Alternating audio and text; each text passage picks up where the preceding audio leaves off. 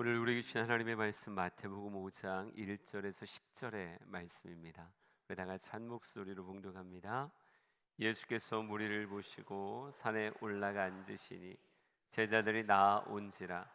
입을 열어 가르쳐 이르시되 심령이 가난한 자는 복이 있나니 천국이 그들의 것이며 애통하는 자는 복이 있나니 그들이 위로를 받을 것이며 온유한 자는 복이 있나니 그들이 땅을 기업으로 받을 것이며 의에 줄이고 목마른 자는 복이 있나니 그들이 배부를 것이며 궁휼히 여기는 자는 복이 있나니 그들이 궁휼히 여김을 받을 것이며 마음이 청결한 자는 복이 있나니 그들이 하나님을 볼 것이며 화평하게 하는 자는 복이 있나니 그들이 하나님의 아들이라 일컬음을 받을 것이며 의를 위하여 박해를 받은 자는 복이 있나니 천국이 그들의 것임이라. 아멘. 우리 팔복에 관한 이야기를 마태복음 5장의 스토리를 통해서 쭉 같이 나누려고 합니다. 무엇이 과연 우리에게 복인가? 우리가 이미 알고 있는 복들이 많은데 그것이 전부일까? 아니면 주님이 가르쳐 주시는 또 다른 복이 있을까라고 하는 것으로 하나하나 걸음을 좀 떼보려고 합니다. 세상을 살다 보면요, 너무 당연하게 그냥 습득되어지는 복이라고 하는 것들이 있어요. 굳이 배우려고 하지 않아도요, 그냥 알게 되는 거예요. 살아간 만큼 수많은 세월이 우리에게 가르쳐주는 이게 복이지라고 하는 것들이 있습니다. 예를 들면 뭐가 있을까요? 아프지 않은 게 복이죠. 병 걸리지 않는 게 복이고, 병에 걸렸다가도 빨리 낫는 게 그게 복일 겁니다. 공부 잘하는 게 복이고요. 대학도 여러 군데 척척 붙어서 어디 갈까 고민하게 만드는 게 그게 복인 것 같아요. 취업도 잘 되고 연봉도 많고 돈이 없는 것보단 있는 게 나니까 여러분 가지고 있는 주식이 막 쫙쫙 올라가는 게 복이고 여러분이 가지고 있는 부동산 가격이 올라가는 것도 복이죠. 그런 것들 다 복이라고 말할 수 있어요. 뭐 이렇게 하자면 뭐 끝이 없겠죠. 남자들 잘생긴 것도 복입니다. 네. 예전에 정우성이라고 하는 배우한테 박명수가 물었어요. 잘생겨도 뭔가 좀 불편한 거 있지 않겠냐 그랬더니 아주 단호하게 없습니다. 그러더라고요. 잘생겨서 불편한 거 없대요. 꽤 괜찮다 그러더라고요. 또 여자들도 마찬가지겠죠. 얼굴 예뻐서 좀 귀찮을 수도 있을 것 같긴 한데 그래도 그것도 복이죠. 그것도 복이에요. 요즘은 제가 나이가 들다 보니까 많이 먹어도 배 안 나오는 사람들 있잖아요. 그거 되게 부럽더라고요. 입에서 식욕은 당기는데 먹으면 너무 정직하게 쪄버리니까 이런 거 말고 누군가는 참 잘 먹는데 늘 몸이 그대로예요. 아주 질투나요. 그런 사람들. 근데 하여간 뭐 이런 것도 복일 수 있을 것 같아요. 그냥 살다 보면 너무 자연스럽게 하나하나 체득되어지는 이런 게 참 좋다. 근데 이게 내 욕심으로 잘 안 되니까 내게 이런 복이 있었으면 좋겠다라는 그런 마음이 들곤 합니다. 그런데 그런 복이 우리가 누릴 복의 전부일까? 그게 아니라고 오늘 성경은 우리에게 이야기하는 거예요. 예수님이 올라 계신 산이 있습니다. 그곳을 향해 제자들이 나아가니까요. 입을 열어 가르쳐 주시는데 이 땅에서 못 들어본 다른 복을 말씀하시더라 하는 거죠. 여러분, 세상의 복도 있지만요. 산 위의 복이 있어요. 그냥 습득되어지는 삶의 지혜가 있기도 하지만요. 주님이 입을 열어 가르쳐 주실 때 비로소 내게 새겨지는 그런 가르침, 그 안에서 주어지는 복이 있다. 오늘 성경은 이야기하고 있습니다. 저와 여러분이 주님의 말씀의 산에 올라갈 수 있는 사람이 되었으면 좋겠어요.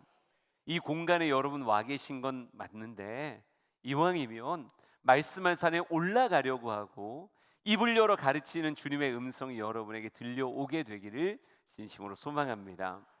주님이 가르치는 그 음성을 듣고 이게 복이구나. 오히려 세상의 복보다 더 높은 차원의 복이고 더 높은 우선순위의 복이다. 주님, 둘 중에 하나를 꼭 선택해야 한다면 주님 더 높은 산 위의 복을 내가 더 갈망하게 하세요. 이렇게 말하는 예수님의 제자 되길 진심으로 축복합니다. 예수님의 가치관을 따라가는 자가 제자입니다. 주님 닮아 살아가는 것이 주님의 제자입니다. 그러기에 오늘 우리는 산 위의 가르침 앞에 다시 한번 서길 원하는데요, 주님이 입을 열어서 우리가 진짜 집중해야 되는 복을 하나씩 가르쳐 주는데 그 첫 번째가 마태복음 5장 3절입니다. 우리 다 같이 한 목소리로 크게 한번 읽어보겠습니다. 시작. 심령이 가난한 자는 복이 있나니 천국이 저희 것이미요. 아멘. 우리 한 번만 더, 한 번만 더. 이 정도는 뭐 짧으니까 할 수 있을 것 같아요. 다시 한번 시작. 심령이 가난한 자는 복이 있나니 천국이 저희 것이미요. 아멘. 왠지 외울 수도 있을 것 같지 않습니까? 다 눈을 감으세요. 눈을 감으시고 전 여러분 입만 보고 있을 거니까 틀리기만 해보세요. 이름 부를 겁니다. 야, 준비 시작. 심령이 가난한 자는 복이 있나니 천국이 저희 것이미요. 아멘. 아멘. 아멘. 오늘 여러분과 처음으로 나누고 싶은 도전은 심령이 가난한 자가 누리는 복에 관한 이야기를 나누길 원합니다. 심령이 가난하다. 우선 가난이라고 하는 단어부터 좀 접근해 봤으면 좋겠어요. 헬라어에 가난을 표현할 수 있는 여러 단어가 있습니다. 그런데 오늘 성경의 본문으로 쓰여진 헬라어의 원어는 푸토코스라고 하는 단어입니다. 푸토코스라고 하는 단어가 표현하는 가난이라고 하는 이 가난은 어떤 모습이냐, 좀 더 구체화시킨다고 이야기하면 이렇게 표현할 수 있어요. 뭐 아끼면서 버틸 수 있는 이 정도의 가난 아니요, 그게 아니고요. 원문상의 의미는 구걸해야만 될 수 있는, 외부적 도움이 반드시 필요한 정도의 가난이라고 말할 수 있어요. 이 설교를 준비하는데 왠지 머릿속에 신봉사가 지나가더라고요. 심청이를 품에 안고 있는 신봉사가 쓱 지나가는데, 여러분 심청이는 낳아뒀는데 엄마가 뭐 애석하게 돌아가신 거잖아요. 그럴 때 신봉사가 심청이를 안고 할 수 있는 게 도대체 뭐냐고요. 자신의 스스로의 힘으로 이 아이를 먹일 수 있는 길이 없으니까 우리 소위 말해 젖동량을 다닌 거잖아요. 아이 가진 어머니에게 가서 정말 굽혀 부탁하는 거죠. 우리 아이에게도 젖 좀 먹여달라고. 예, 구걸하지 않으면 도저히 해결이 안 되는 이런 상태의 가난, 이걸 푸토코스라고 이렇게 표현하는 거예요. 근데 이런 가난을 무엇에다가 붙여놨느냐?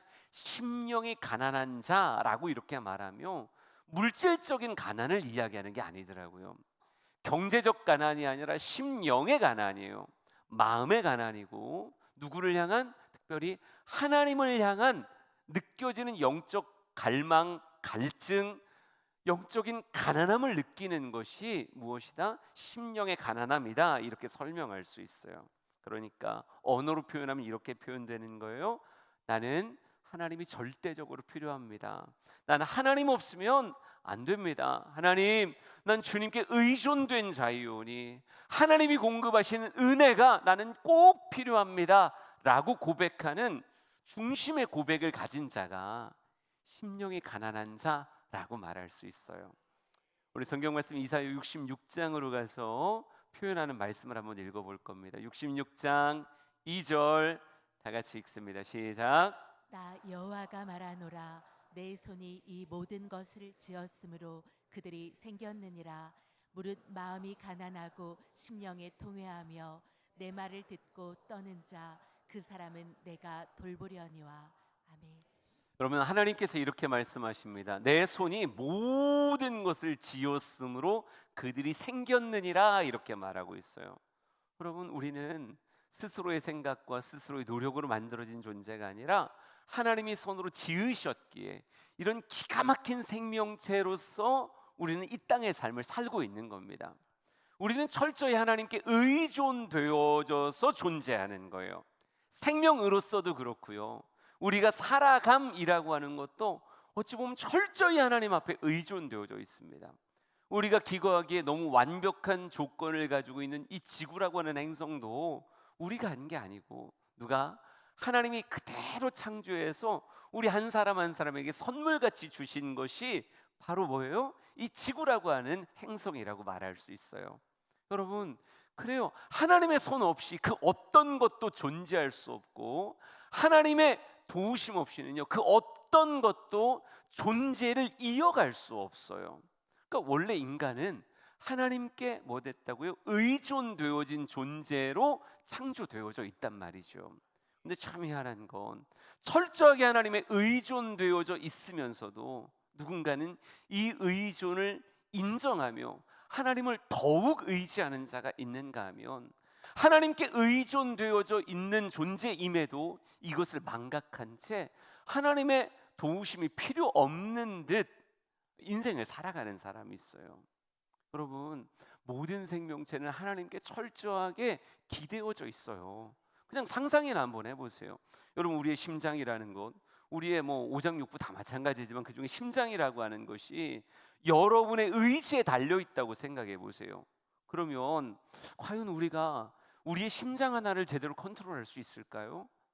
여러분, 만약 심장이 우리의 의지의 소관 안에 있다면 생명은 가장 필수적인 거잖아요. 이 심장이 뛰지 않으면 혈액이 돌지 않을 테고, 혈액이 돌지 않으면 우리의 세포가 살아갈 수가 없어요. 그냥 심장이 멈추면 곧 죽음이다, 이건 공식이잖아요.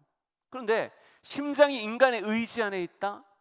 그럼 여러분, 우리 24시간 아무것도 다른 거 못합니다. 그냥 매 순간 1초에 한 번씩 심장을 떠올려야 되고 심장을 쥐어짜는 것 같은 무언가를 해야 될 거예요. 예, 그래야 생존할 텐데 과연 하루를 넘길 수 있을까? 과연 우리가 막 졸음이 오기 시작하면 어떻게 할 거예요? 의식이 저만치 떠나가면, 잠깐이라도 딴 생각하면 어느 순간 숨이 막혀온다 생각해 보세요. 여러분, 모든 이 땅의 생명체는요 철저하게 하나님 앞에 의존되어져 있어요.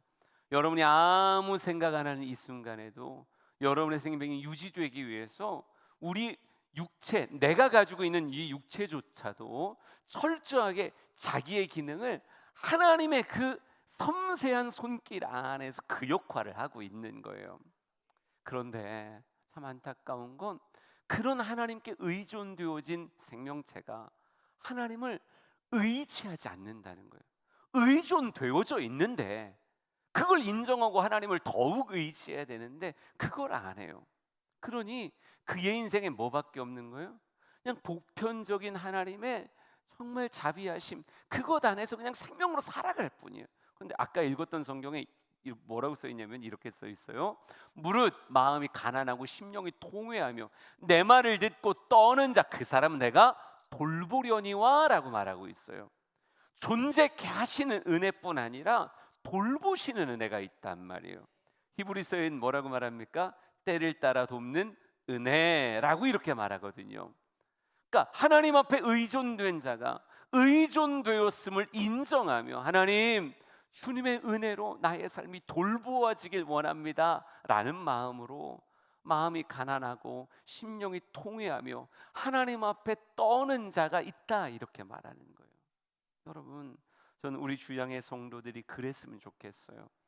나는 절대적으로 하나님이 필요합니다, 난 하나님의 은혜가 내게 꼭 필요합니다 라고 하는 것이 누군가 시켜서 하는 고백이 아니라 여러분 안에 정말 우러나오는 그런 모습이 되었으면 좋겠습니다. 여러분, 그런데 하나님의 돌보심의 은혜를 갈망하는 자, 하나님 없이 사는 그런 사람, 어떤 사람이 더 많을까요? 근데 참 희한한 건 하나님 없으면 아무도 존재하지 못함에도 불구하고 여전히 하나님을 무시하며 살아가는 생명체들이 생각보다 너무 많다는 거예요. 예수 믿지 않는 사람이 생각보다 너무 많고 하나님께 전심으로 예배하지 않는 사람이 너무 많아요. 예수 믿는 사람이, 예수 안 믿는 사람이, 예수 안 믿는 사람이 더 많을 뿐 아니라 심지어 예수 믿습니다라고 고백하며 신앙생활하면서도 하나님 앞에 두려워 떠는 자, 하나님을 진짜 갈망하는 자, 마음이 가난하여 하나님의 은혜를 구하는 자, 성도 안에서도 소수 같은 이런 생각이 들더라고요. 때로는 남에게서만 아니라 얼마든지 나에게서 그런 모습을 찾기도 하는 것 같아요. 예배가 익숙해지고 하나님 앞에 서는 것이 익숙해지자 점점 나의 예배가 편안해지고 내 기분, 내 컨디션에 맞춰서 너무 많이 흔들리는 것 같은, 예전에 한 목사님의 이야기를 들으면서 참 부끄럽다는 생각을 한 적이 있어요. 그분이 하나님을 뜨겁게 만나고 하나님 앞에 서서 신앙생활하면서 그분이 그렇게 말씀하시더라고요. 하나님의 말씀을 읽는다는 것 자체가 이게 얼마나 큰 일인가 아는 것이 그의 마음에 훅 다가와서 말씀으로 오신 그 하나님, 그 하나님의 말씀을 읽는다는 게 너무 정말 경외심이 들어서 그분이 그렇게 하셨다고 얘기하더라고요. 성경을 읽을 때마다 무릎을 딱 꿇고 성경을 딱 펴고요, 손으로 한자 한자를 짚어가며 말씀을 크게 읽으면서 이렇게 읽었대요. 근데 그런 시간이 너무 행복했노라고. 목사는 사람의 눈을 보면 얼추 뻥이다 아니라 감이 오거든요.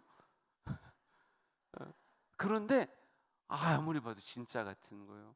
정말 그 말씀을 읽을 때 황홀경을 표현하는데, 야, 정말 말씀을 저렇게 읽는다고?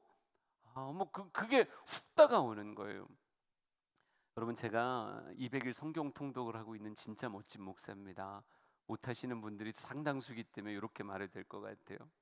근데 제가 왜 부끄러웠냐면요, 저는 성경 읽을 때 전 앉아서 읽으면 졸리더라고요.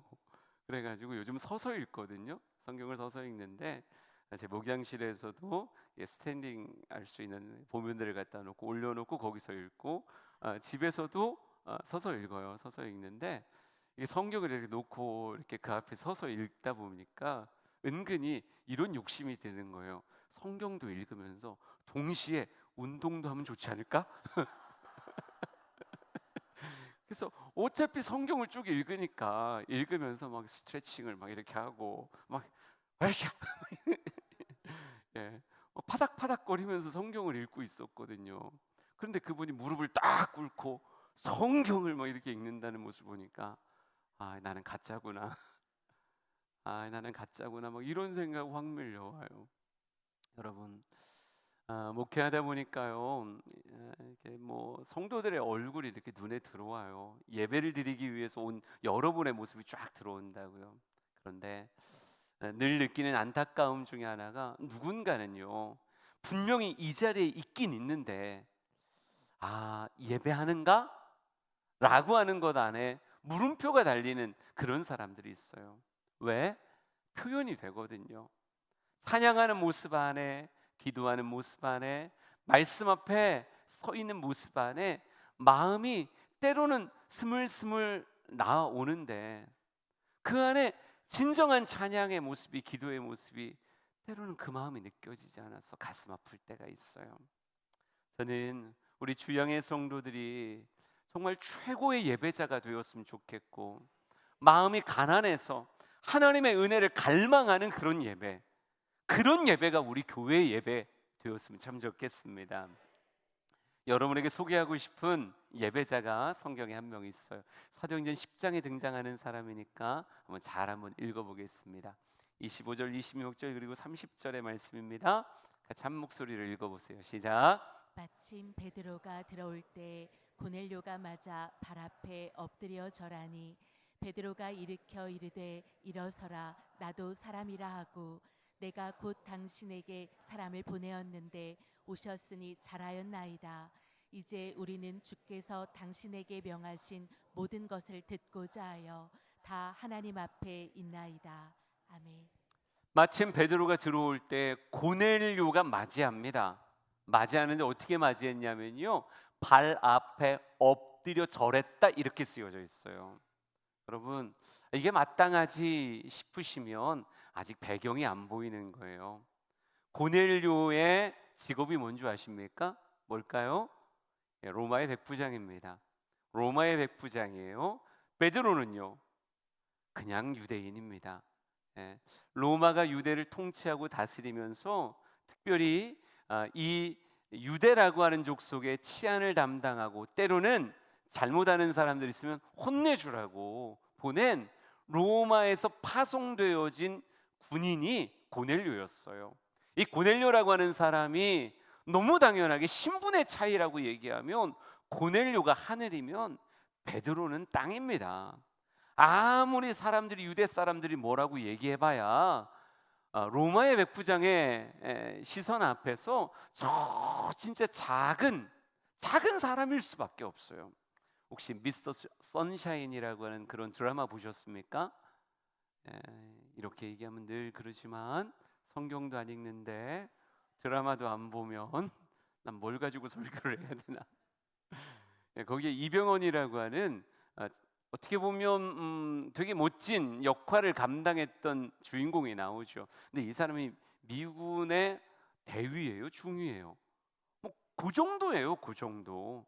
그런데 물론 뭐 일제 앞잡이하는 사람들을 혼내주는 거라 우리 마음이 시원했지만 미군의 대위가 말을 타고 조선의 어떻게 보면 대신, 왕실에서 근무한 대신, 우리로 얘기하면 장관 정도겠죠. 장관의 가마를 세우고 그에게 아주 큰 상피를 주는 장면이 드라마에서 묘사가 돼요.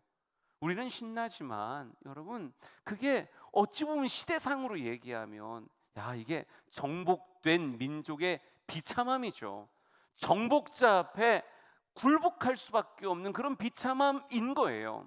그런데 정복자인 고넬료가 정말 피지배인인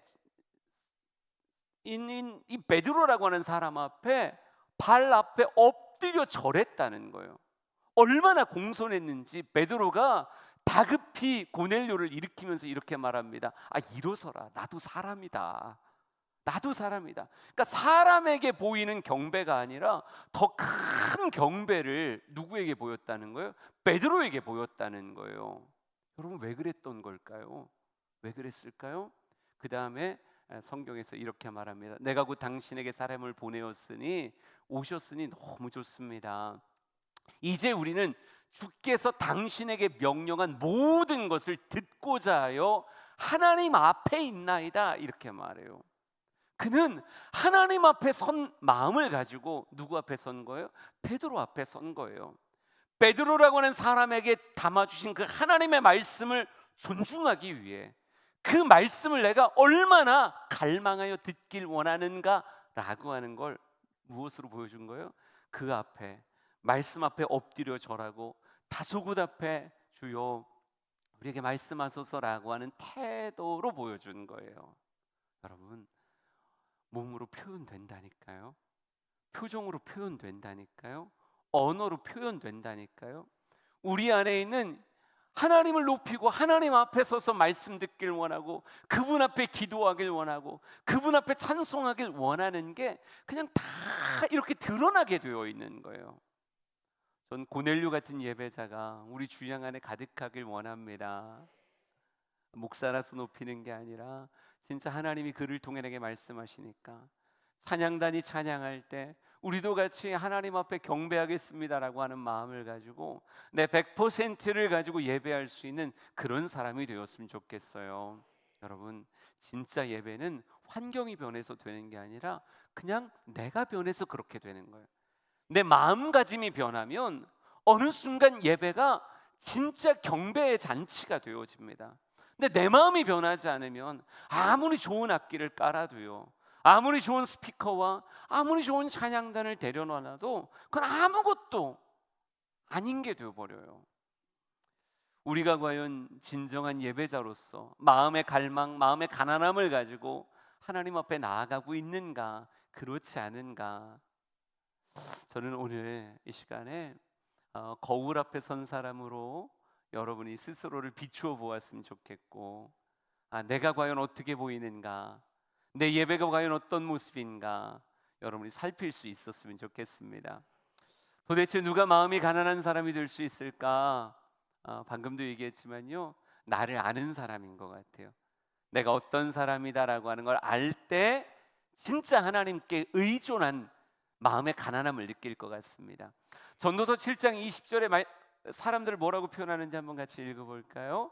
7장 20절입니다. 시작. 선을 행하고 죄를 범치 아니하는 의인은 세상에 아주 없느니라. 아멘. 인생에 흠 없는 사람, 순결한 사람, 스스로의 힘으로 정말 삶을 너끈히 감당하며 살아갈 수 있는 사람, 그런 사람이 있을까라고 얘기할 때 우리는 늘 보여주는 꽤 괜찮은 서로의 모습을 바라보며 최소한 이 사람은 괜찮지 않을까? 이 사람은 괜찮지 않을까? 혹은 누군가가 나의 가꾸어진 모습 앞에 목사님은 그러시잖아요, 이렇게 말할 수 있어요. 그런데 성경은 뭐라고 말하는 줄 아세요? 이렇게 말합니다. 선을 행하고 죄를 범하지 않는 의인은 세상에 아주 없느니라. 그냥 없는 게 아니라 그냥 아주 없대요. 전 이 표현을 살짝 바꿨으면 좋겠어요. 하나님이 필요 없는 사람은 세상에 있을까? 성경 말합니다. 아주 없느니라. 하나님이 도와주지 않아도 인생을 바르게 살 수 있는 사람이 있을까라고 말하면 성경은 말해 아주 없느니라. 성경의 거울은요, 우리에게 보여준다고요. 아주 없다. 하나님 필요하지 않은 사람 아주 없다. 스스로가 착각하고 스스로가 속아서 나는 할 수 있을 것 같이 여기는 교만한 사람이 있는 거지, 실제로 하나님이 필요 없는 사람은 아주 없다. 이게 성경의 이야기예요. 그러니까 여러분, 누가 보여야 돼요? 내 모습이 보여야 돼요. 아주 없구나. 나는 하나님 없이는 선을 행할 수 없고, 하나님 없이는 죄를 이길 수 없는 자구나. 하나님 없이는 나는 오락 곤고한 사람이로다. 이 사망의 몸에서 누가 나를 건져내랴. 하나님 없이는 도저히 나는 여기서 벗어날 수 없는 존재구나. 이게 보여줘야 돼요. 예전에 성막이라고 하는 것을 보면요, 성막에 성소라고 하는 성막 안에 지어진 집이에요. 성소로 들어가려면 반드시 거쳐야 되는 것들이 있었어요. 그 중에 하나가 뭔지 아세요? 물두멍이라는 게 있습니다. 물두멍. 말 그대로 물을 담아놓은 큰 그릇 같은 느낌이에요. 근데 이걸 성경은 이렇게 말하고 있어요. 여인들이 거울로 쓰던 놋을 쳐서 만들었다, 이렇게 쓰여져 있습니다. 여인들이 거울로 쓰던 놋을 한데 모아서 쳐서 그릇을 만들고요, 거기다 뭘 담았겠습니까? 물을 담았죠. 그러면 여러분이 지나가다가 그 물두멍에 손을 넣으려고 이렇게 얼굴을 가까이 대면 누가 보일까요? 내 자신이 보이는 거예요. 되게 상징적인 의미입니다. 여기서 나를 보고 그리고 수족을 씻어요. 그래야만 어디에 들어갈 수 있는 거예요? 성소에 들어갈 수 있는 거예요. 예전에는 교회 로비에 반드시 있는 것 중에 하나가 있었어요. 그게 뭘까요? 아주 큰 거울이었어요. 옛날 교회들 다 똑같아요. 옛날 교회는 그냥 그렇죠. 로비를 들어가려면 다 다른 교회에서 무슨 교회 뭐 이렇게 쓴 엄청나게 큰 거울이 있어요. 근데 그 거울에서 우리는 넥타이를 살피기도 하고 머리가 떴나 이런 거 보기도 하고 들어가는데, 실상은 그 거울이 누구를 살피는 거울이어야 돼요? 내 영혼을 살피는, 내 삶을 살피는 거울이어야 돼요. 내가 이제 곧 올라가서 예배할 텐데 과연 나는 주님이 필요 없는 사람인가? 아니면 난 주님을 갈망하는 사람인가? 물두멍에 수죽을 씻으며 너를 보라 이거예요. 너 자신을 알라 이거죠. 정말 하나님의 성소에 들어갈 때 너 자신을 알고 들어가라. 여러분, 나를 알고 들어가니 등대 앞에 그 찬란한 빛 앞에 나를 꺼내기 위하여 때로는 말씀의 떡상이 필요한 거고, 분향단의 향의 기도가 필요한 거고, 하나님 앞에 임재해 나갈 때 주여 내가 초라하오니 주의 은혜를 내게 부으소서. 정말 마음이 가난한 자의 그런 예배를 드릴 수밖에 없는 거예요. 우리 주영의 성도들이 스스로를 볼 수 있게 되기를 간절히 소망합니다. 누가복음 18장에 두 사람의 예배자를 잠깐 보여드릴게요. 10절에서 13절 같이 한 목소리를 읽어봅니다. 시작. 두 사람이 기도하러 성전에 올라가니 하나는 바리새인이요 하나는 세리라. 바리새인은 서서 따로 기도하여 이르되 하나님이여, 나는 다른 사람들 곧 토색 불의 간음을 하는 자들과 같지 아니하고 이 세리와도 같지 아니함을 감사하나이다. 나는 일에 2번씩 금식하고 또 소득의 11조를 드리나이다 하고, 세리는 멀리 서서 감히 눈을 들어 하늘을 쳐다보지도 못하고 다만 가슴을 치며 이르되 하나님이여 불쌍히 여기소서, 나는 죄인이로소이다 하였느니라. 아멘. 성경에 같은 장소에 있었던 두 명의 예배자인데 한 명은 바리새인이고 한 명은 세리였다 이렇게 말하고 있어요. 근데 여러분 성경에서 보니까 바리새인은요 서서 따로 이렇게 기도하더라고요. 얼마나 크게 기도했는지 성경에 다 써 있어요. 하나님이여, 나는 저 다른 사람 토색불이 가늠하는 저런 것들과는 제가 좀 다릅니다. 저는 금식도 하고요, 저는 11조도 드리고요. 이런 고백들로 똘똘 뭉쳐가지고 하나님 앞에 고개를 빳빳한 모습으로 그렇게 그는 예배하더라고요. 근데 또 한 사람 세리라고 하는 사람은요 감히 눈을 들어 하늘을 쳐다볼 수도 없었다고 얘기하고 있어요. 그러면서 하나님 저를 불쌍히 여기세요. 이 고백만 그 안에 남아져 있었습니다. 우리는 성경의 이야기를 잘 알죠. 누가 하나님께 받아진 자, 누가 하나님이 은혜 베푸시는 자가 되었습니까? 바리새인일까요? 아니면 세리일까요? 세리인가요? 책임지실 수 있어요? 확실히 성경에 그렇게 써 있습니까? 두 번만 물어봐도 대답이 사라지는 예. 여러분 하나님 교만한 사람 안 좋아하세요. 사람 교만해지면요 표시가 나요. 누가 교만한지 지금 교만이라고 하는 단어 앞에 여러분의 머릿속에 딱 떠오르는 사람이 있을 수 있습니다. 왜? 여러분도 느끼거든요. 교만하다라고 하는 건 눈빛으로, 언어로, 몸짓으로 다 표현되기 때문에 교만은 우리도 알아요. 우리도. 여러분 우리도 아는 누군가의 교만을 하나님이 모르실까요? 그럴 리가 없죠. 하나님은 더 철저하게 교만을 아세요.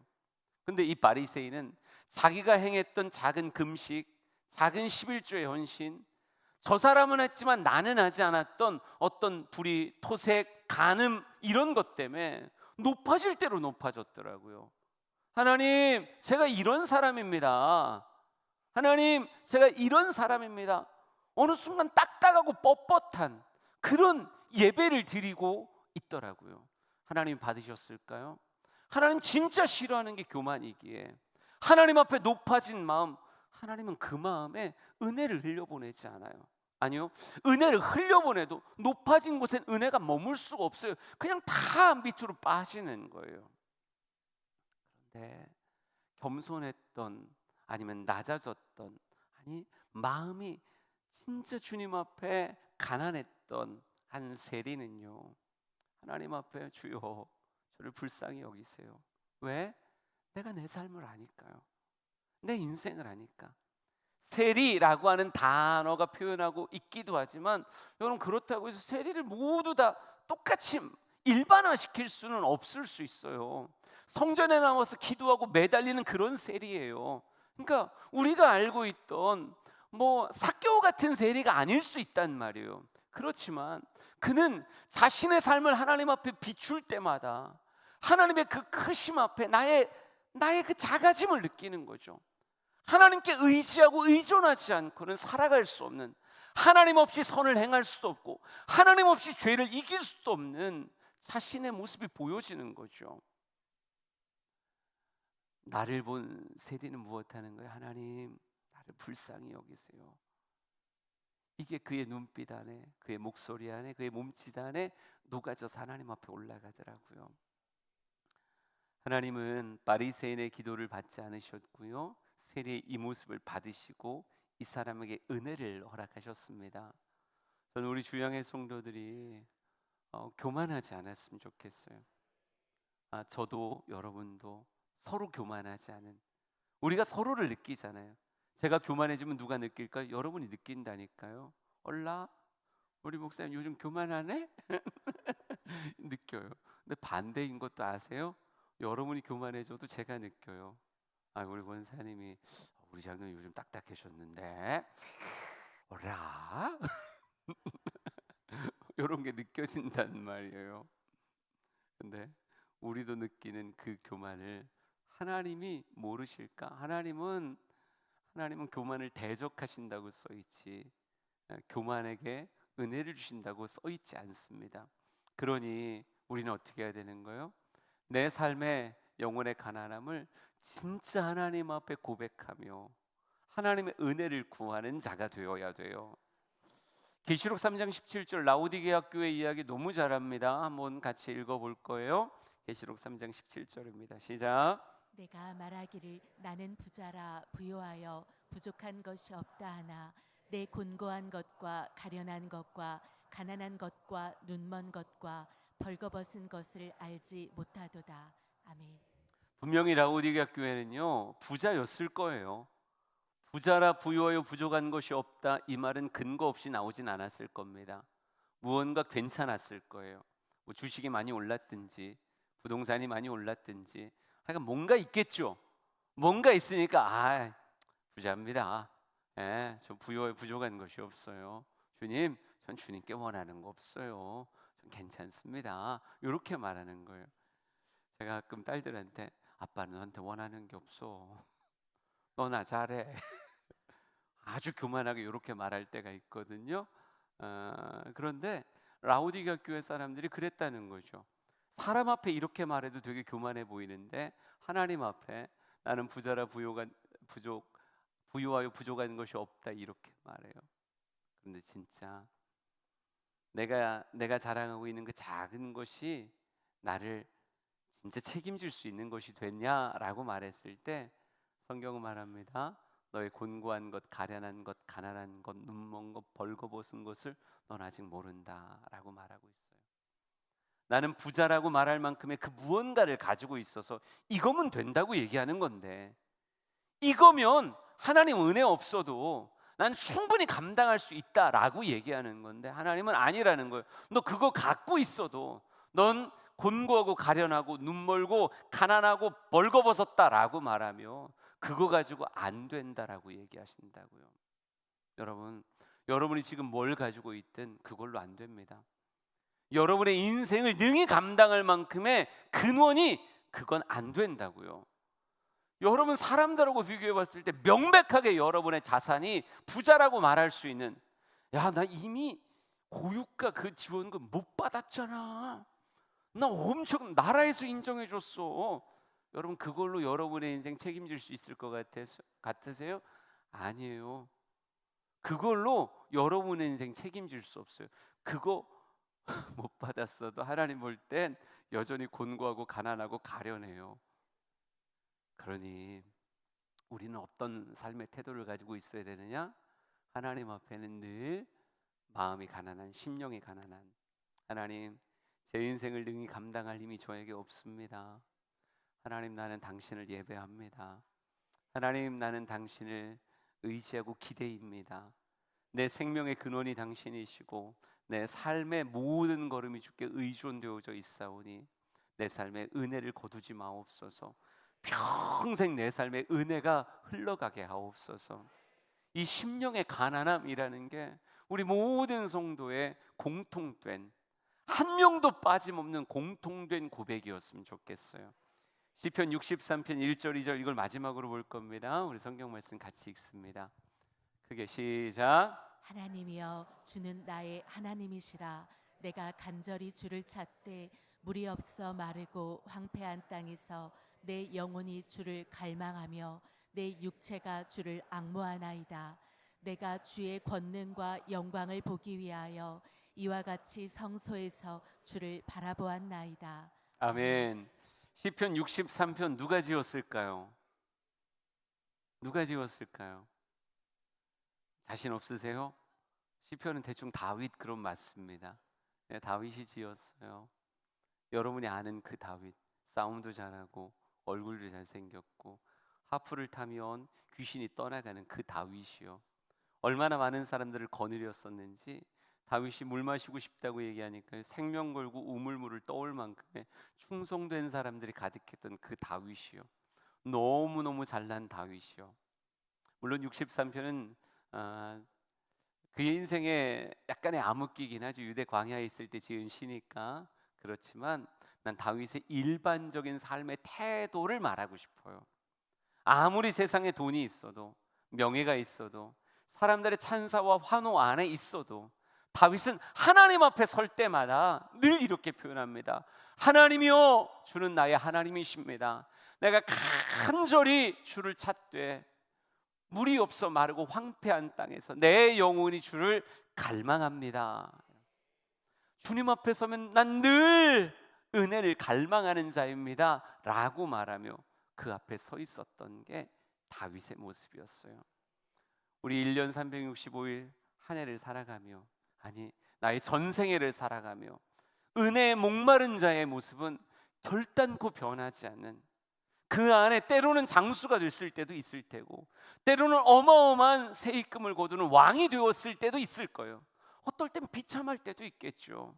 어떨 땐 사람들의 환호 속에 있었던 때도 있고, 어떨 때는 아둘람 굴 속에 진짜 심각한 사람들과 어울릴 때도 있을 수 있을 거예요. 그러나 그 상황이 어떻게 변하든 여러분, 그 상황 때문에 내 고백이 변하는 사람이 아니라, 다윗은 하나님 앞에 설 때마다 늘 하나님, 저는 간절히 주를 찾되 목이 없어 마름같이 내가 주님을 찾습니다.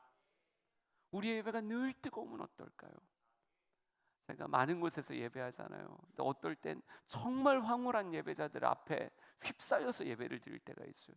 눈빛 안에 그게 표현되고요, 그들의 찬양의 모습, 기도의 모습 안에서 그게 막 표현이 된다니까요. 그런 예배에 휩싸여 있을 때 목사가 느낄 수 있는 최고의 환희를 느껴요. 너무 행복한 그런 모습. 저는 우리 주양의 모든 일상의 예배가 그런 집회가 됐으면 좋겠어요. 한 사람 한 사람 전부 다 목마른 예배자가 되어질 때 하나님은 그 예배를 어떻게 그냥 지나가시냐고요. 우리 5장 3절 우리 다 외우잖아요. 심령에 가난한, 한번 해보세요. 준비. 안 띄워줄 거예요? 없어요. 준비 시작. 심령이 가난한 자는 복이 있나니 천국이 저희 것임이요. 아멘. 천국이 저희 것이다. 천국은 뭐라고 정의할 수 있습니까? 천국이 뭐예요?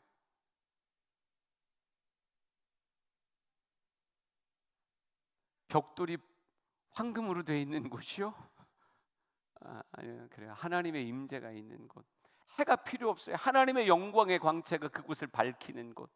손 뻗으면 하나님의 그 임재 앞에 내 손이 반응하는 그런 곳. 가장 친밀한 그 은혜를 누리는 거기가 천국일진데, 주님은 이렇게 말한다고요. 심령이 가난한 자 복을 누리게 될 것이다. 복 자체가 있을 건데 그 복의 실제가 뭐였어요? 천국이 저희 것이다. 우리의 모든 삶이 천국 되었으면 좋겠습니다. 하나님의 임재가 1년 365일, 아니 나의 평생에 늘 함께하는 너무너무 황홀한 그런 모습이 우리의 신앙생활 됐으면 좋겠어요.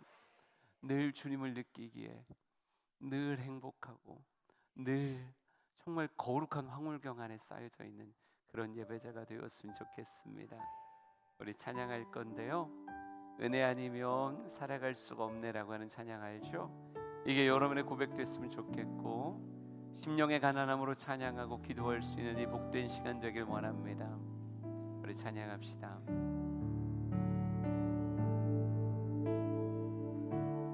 은혜 아니면 살아갈 수가 없네. 보음마저도 다 주의 것이니 세상 평안과 위로 내게 없어도 예수, 오직 예수뿐이네. 다시 한번 고백합시다. 은혜 아니면 살아갈 수가 없네. 호흡마저도 다 주의 것이니 세상 평안과 위로 내게 없어도 예수, 오직 예수뿐이네. 그 신계회, 그 신계회 다 볼 수도 없고 작은 고난에 지쳐도 주께 묻기 나의 모든 삶 버티고 견디게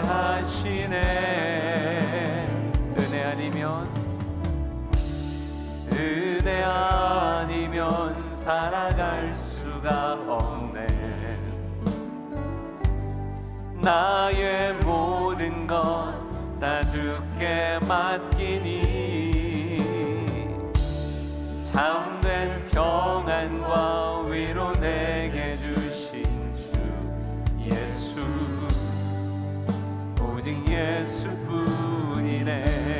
다시 한번 그 신계회, 그 신계회 다 볼 수도 없고 작은 고난에 지쳐도 주께 맡긴 나의 모든 삶 버티고 견디게 하시네. 은혜 아니면 살아갈 수가 없네. 나의 모든 것 다 주께 맡기니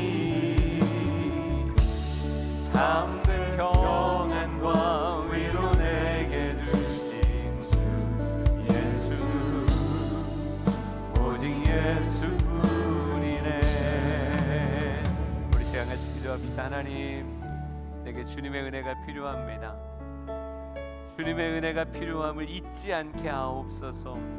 예배 때마다 목마른 정말 심령의 가난함을 느끼게 하시고 하나님의 복, 하나님의 은혜 가운데 천국을 누리는 신앙생활 되게 하옵소서. 우리 주여 한번 부르짖으며 주님 앞에 나갑니다. 주여.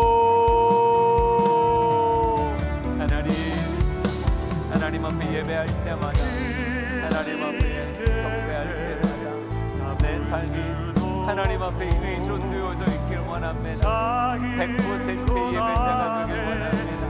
철저하게 하나님을 높이고 하나님께 의지하고 의존하며 주님 앞에 나아갈 수 있는 복의 사람이 되게 하여 주시옵소서.